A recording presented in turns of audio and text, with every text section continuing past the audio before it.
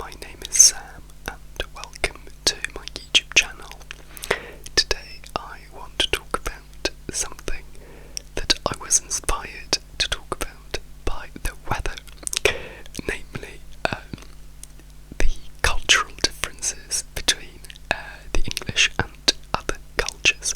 But before we start, it would be amazing if you could like this video and subscribe to my channel down below, and also leave a little comment about the topic that we're going to talk about today, or also just a smiley face, just because it helps my channel. And now let's get started. So, over the years I've heard all sorts of comments on living in England. I mean, comments that foreigners make, and how different they find the English to be. We're going to talk specifically about England because I don't really know how some of these things apply to the other countries in the United Kingdom. And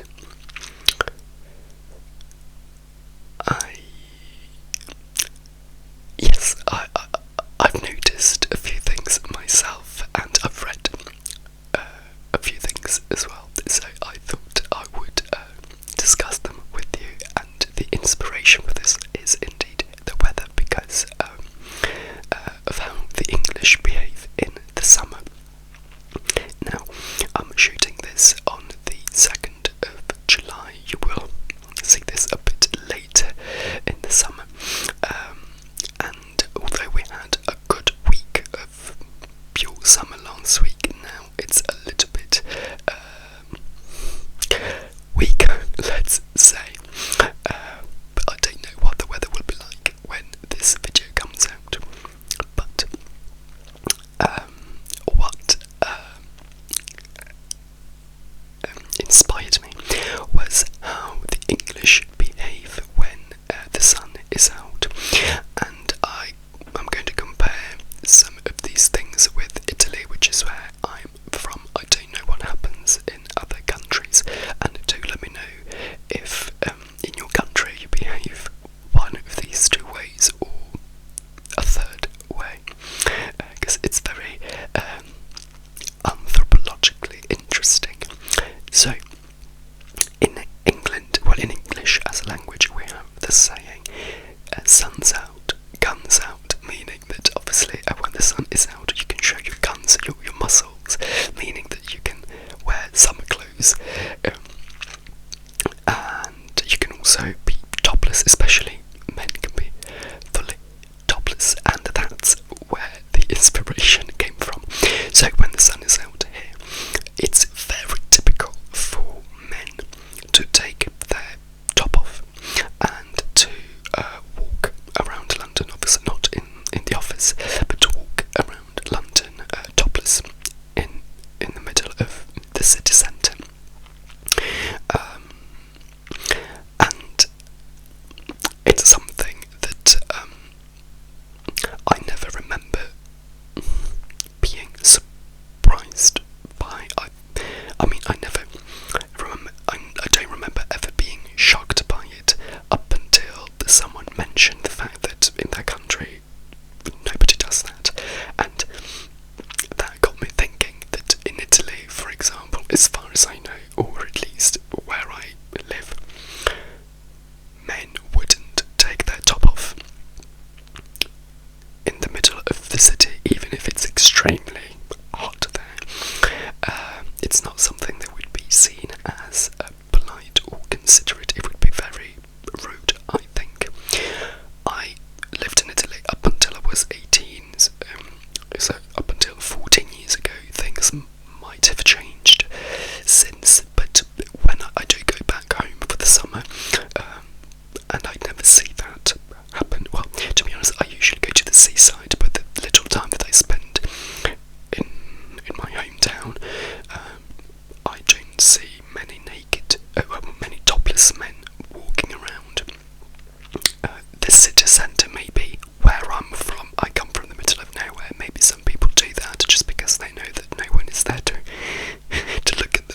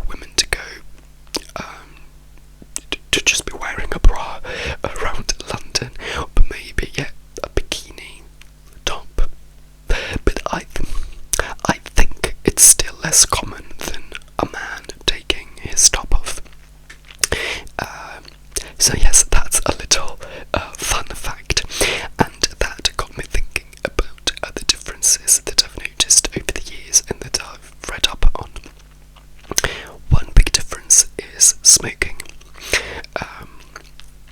And I would love to know what happens in your country. I grew up in Italy, and in Italy, everyone is a smoker.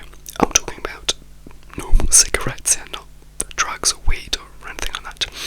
Everyone is a smoker. Well, everyone was a smoker for sure when I was a child. Now with all this awareness about health and different kinds of cigarettes that you can have, I think the number has decreased, but everyone in Italy smokes. It's extremely common. It's almost more uncommon to find non-smokers. Back in the day, we only had normal standard cigarettes. We didn't have e-cigarettes. There was no vaping, none of that. But here, not many people smoke. Now, it's extremely expensive to smoke, specifically. I only know about London. I don't know if the prices are the same in other areas of England, but in London, it's extortionate to smoke. It's ridiculous to buy normal, already made cigarettes. You can buy roll-ups, and I assume that's cheaper. But standard cigarettes I don't even remember how much they cost because I've never really looked into it. But I remember hearing that they are insanely expensive. In Italy, they are getting more expensive, obviously, but it's more affordable to smoke normal cigarettes. And what happens in Italy is a lot of people smoke, not a lot of people drink alcohol, or at least moderately. They drink moderately. In England, it's the opposite, and not many people smoke, but everyone drinks excessively. And so England has a terrible reputation for the way we drink over here.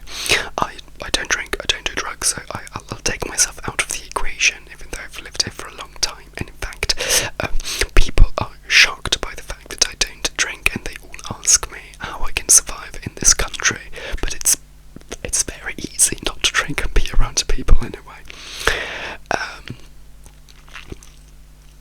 So, yes, again, just like the naked men, it took me a while to even recognise the fact that there is this discrepancy and this difference between smoking and drinking. And I think it hit me when, on a lot of dating apps, you can give a few criteria about your potential partner, and here, being a smoker is often a deal breaker. Not many people are willing to be with a smoker, and when I realised that, I was absolutely shocked. I was completely gobsmacked, because I thought in Italy that would not be a criterion, because everyone smokes. I've never heard anyone in my life, even a non-smoker, say, "Oh, if that guy's a smoker, that's a deal breaker." I've never experienced that. Whereas here, it is a deal breaker. People are strongly against not for health reasons, for the smell primarily, for the bad habit, I would say. But yes, here it can impact your love life. It's just like wanting babies, not wanting babies, or stuff like that. It is an important element in someone's life, so you need to be careful. So yes, on a few apps, you can specifically state whether you want a smoker, whether you're okay with a smoker, or you're not. And so yes, that really surprised me, and that got me thinking back on a book that I read a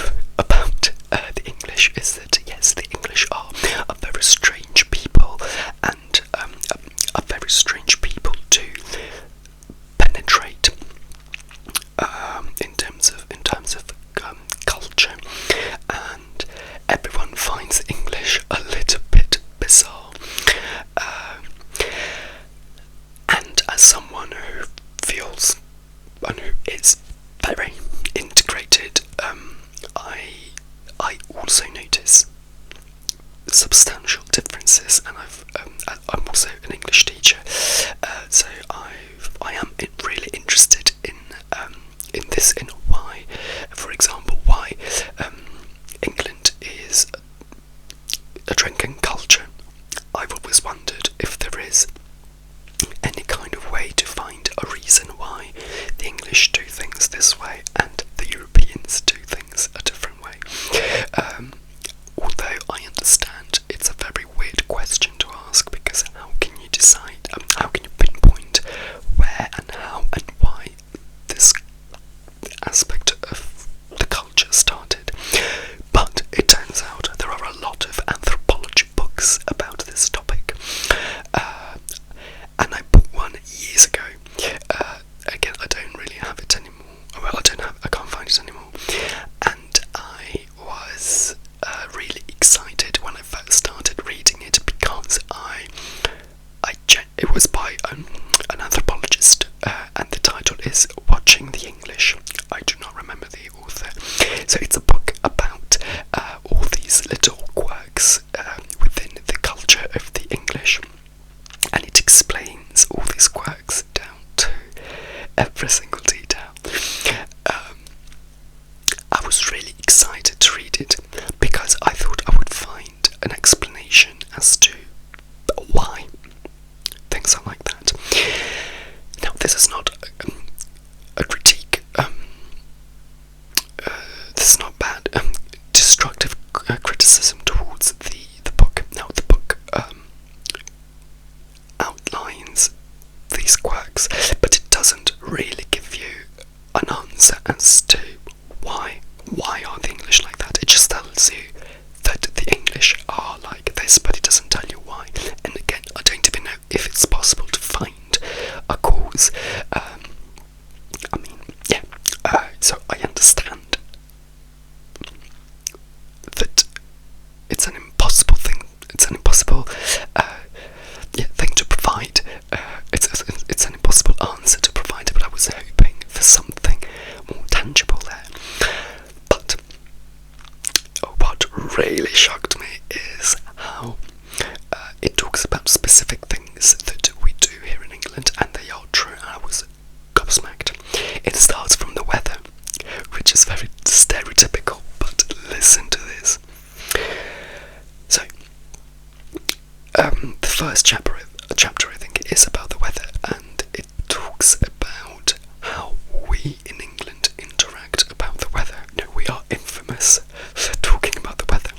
Now, first of all, we don't talk about the weather as much as foreigners all around the world think. But what shook me to the core was how this book outlines how the conversations about the weather work, and it's insane. So I don't remember the examples, and again, because I don't have the book anymore, I can't find them. But we don't just say anything that goes through our heads about the weather. We only adhere to specific stock sentences that we build our conversation on, and that's basic. It's a stock conversation. So one will say, nice weather, isn't it? Sarcastically, or maybe if they actually mean it, they mean it. And then you can't, to that question, you can't reply with just any answer. You have to use a specific range of answers dictated by habit and custom and tradition, and then that will engender a very structured reply as well. The reply to your reply can't just be a random personal fact. It's just one of the replies allowed by tradition. And I couldn't believe it, because while I was reading it, I just thought, oh my god, it's true. I say this to that, and what this guy says means that I then will say this. So I could basically read the conversation about the weather that I have, whenever it happens, and it's true.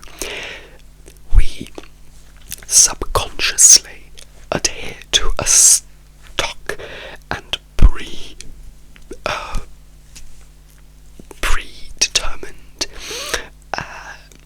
sequence of reactions about the weather. It's insane.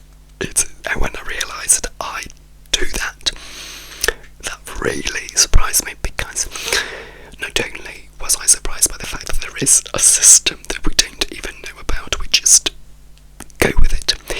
What also shocked me was the fact that me, as technically a foreigner, I am so integrated that I've become a part of this. Again, subconsciously, I never made an effort to learn the exact words that you can say and the exact sentences that you can say about the weather. It just happened naturally. And it's true, it's shocking. I was blown away. So that was very interesting. And the general idea of the book, and also something that I've realised, is that the English as a population, as a people, are very socially insecure, very socially awkward, which is why they drink so much. So maybe, well, there you go, I found the cause of the drinking. Having these sets of social rules that govern and control social interaction, this should help people feel less awkward and less socially uncomfortable. And that also ties in with the fact that the English don't really show their emotions. I don't understand why, but they do find it socially awkward to show their emotions, and this is something that they themselves understand. They know that the culture that they are brought up in then will cause them issues in the future. So as adults, they look back on their lives and think, oh yes, since I was taught not to show my emotions, I had to keep them all bottled up, and that caused this, that caused that. Again, I would have loved for this book to tell me why the English are so socially uncomfortable, because that's where all this bizarre behaviour stems from. But there was no answer there. And again, I don't really know if you can have an answer to that. Another thing that I remember reading, which killed me because it was so true, it was insane. It was like reading a typical day of a typical English person that I also am part of, and I do. It's how people react to compliments. It's very awkward here to accept a compliment. You shouldn't just take a compliment that is given to you, and that's why people think I'm a bit weird, because I compliment myself, so I'm not humble. As I've mentioned in many videos before, I do not believe in modesty. So if I'm good at something, which is not, so it's not many things that I'm good at, but if I'm good, I will tell myself that I'm good. And if you give me a compliment and I agree with it, I will take it and I'll say thank you. Here, that's not how it works. And not only does the book tell you that you shouldn't just take the compliment, but it also shows you how women interact when compliments are involved, and men interact, and how men interact. And the way men interact is so funny because it's so true, and I remember just laughing my head off when I read it, but I can't for the life of me remember how it's done. So I'll tell you about the women, and again, I was shocked to see that it just checked out. Tick, tick, tick, tick. Yeah, that happens. So women, when they compliment each other, let's say even on something physical, I can say, oh no, I love your hair. The girl that receives the compliment can't just say, oh yes, thank you. She has to find something negative to say about the hair.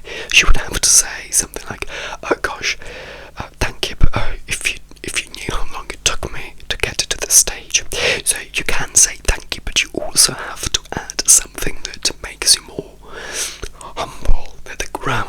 say, yes, you can't just say, oh yes, my hair is perfect. You need to tell me that there was a bit of struggle, just so it's not 100% positive as an experience.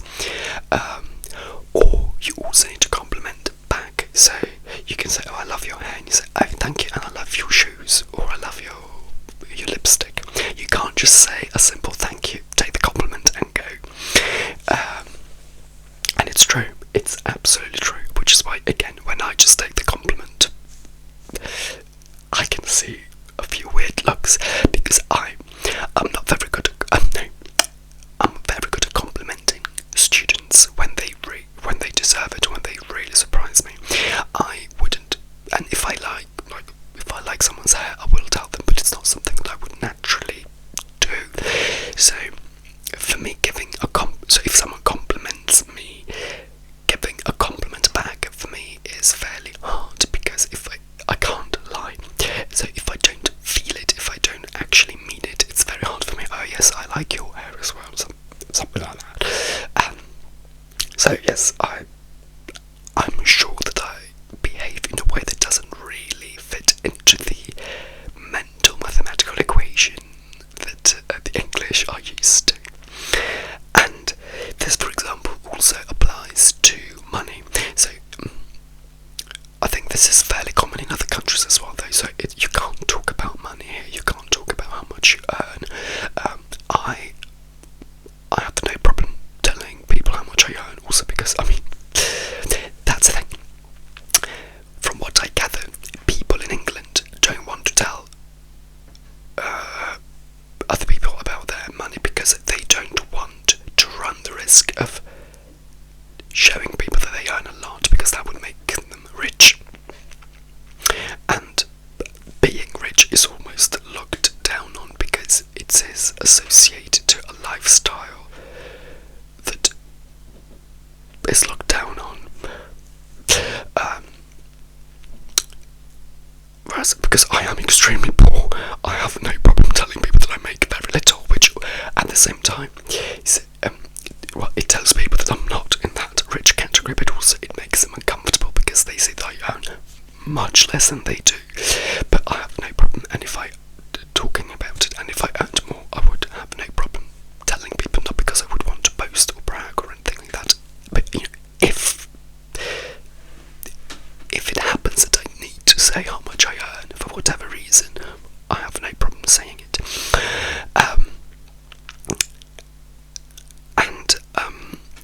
So, but like for example, my aunt, she's fully Italian.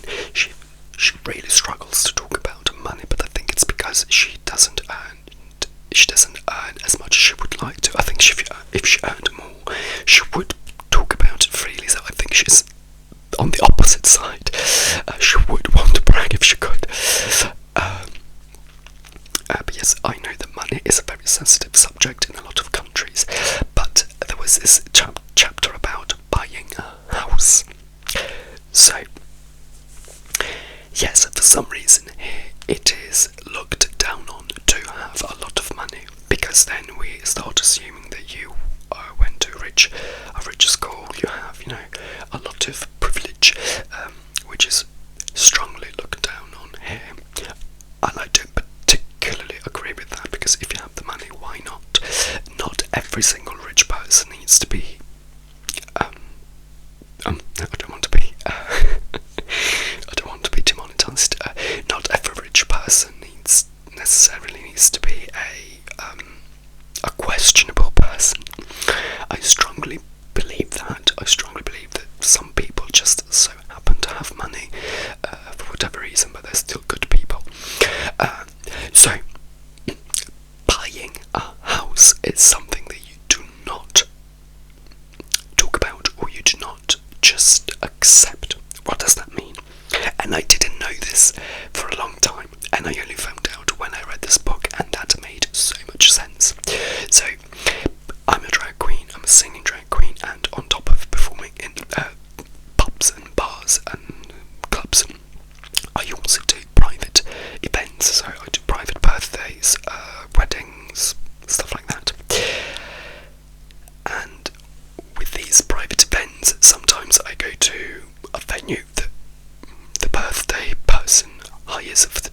sometimes I go to people's houses as well, and I've seen amazing houses in my career.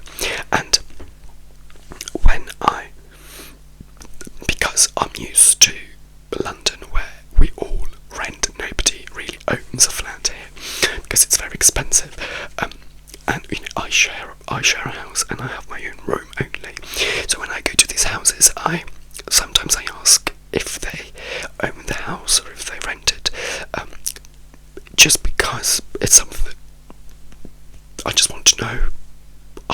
I would be happy to say that I own the house, not because of the money that means that I have, but just because if I have a nice house, I would be happy to say yes, it's mine. And people were always, now I don't do these things anymore, but that often. But when I ask this question, people were always a little bit shocked by it, and I never realised why until I read this book.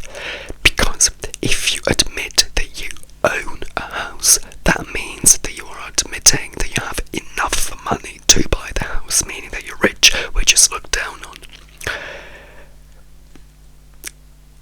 I mean, I can see the logic. I think it's illogical. I mean, it's absurd, but I can see the logic, so I can see why people are hesitant to disclose that information.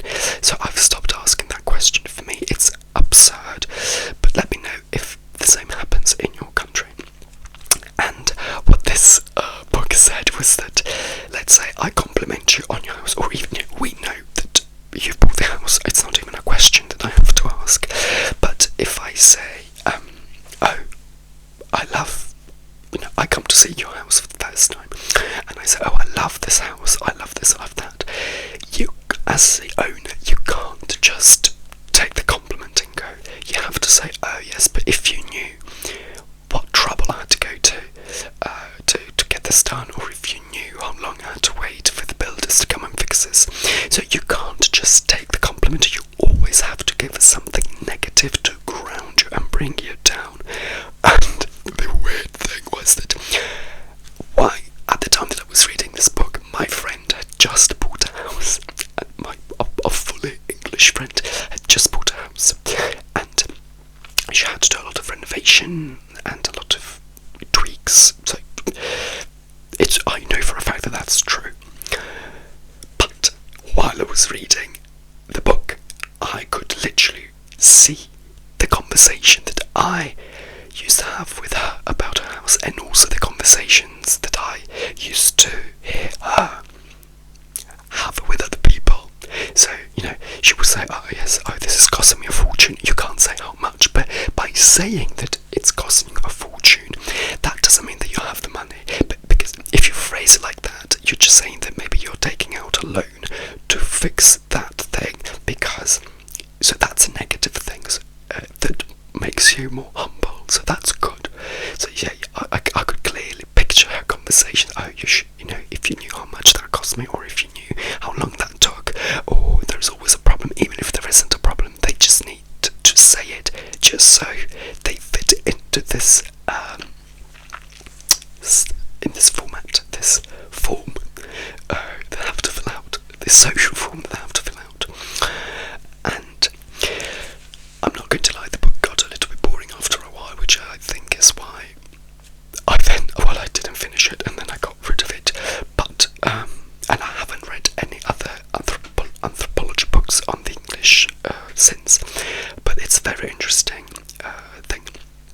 Now again, if you are English, I'm not making this video to criticise, I'm just bringing up fun facts that have been studied, and I'm not saying that other countries are better, because I just don't know other countries. And in Italy, I don't think some of these things happen, but I am so removed from the reality of Italy that I may not even remember, or I may not even realise that some things happen. And I think that's what books like this one are good for, because if you are English, I think it's interesting for you as well, because you can read, you can see that